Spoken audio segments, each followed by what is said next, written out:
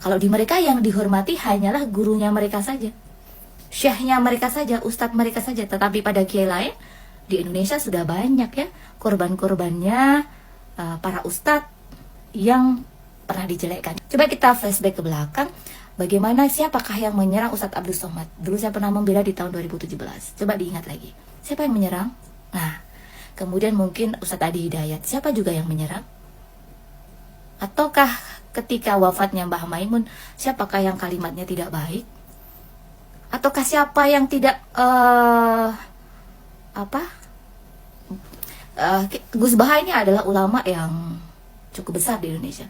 Siapakah yang tidak mau mengatakan pujian pada Gus Baha dan merendahkan Gus Baha? Itu pasti dari satu kelompok yang kadang klaimnya mereka mengaku manhaj salaf, tetapi sejatinya manhaj salaf itu, bukan yang berbuat demikian.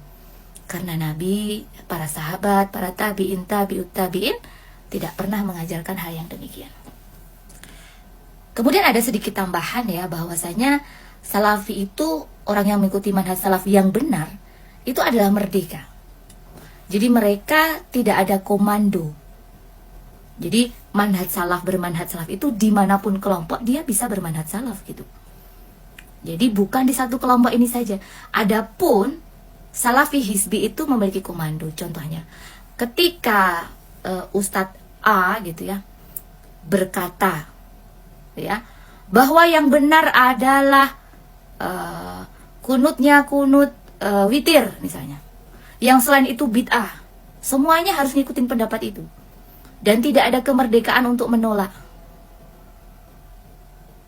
Ini dalam perkara fikih, tentunya apalagi dalam perkara akidah. Dan bahkan ini dalam perkara muamalah.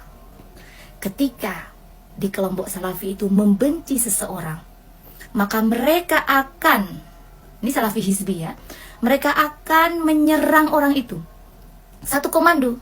Oh, si A misalnya difitnah ya sama si ustadznya kelompok hizbi ini, salafi hizbi. Si A ini jelek, si A ini jahat, si A ini buruk. Ya, tuduhannya apalah terserah.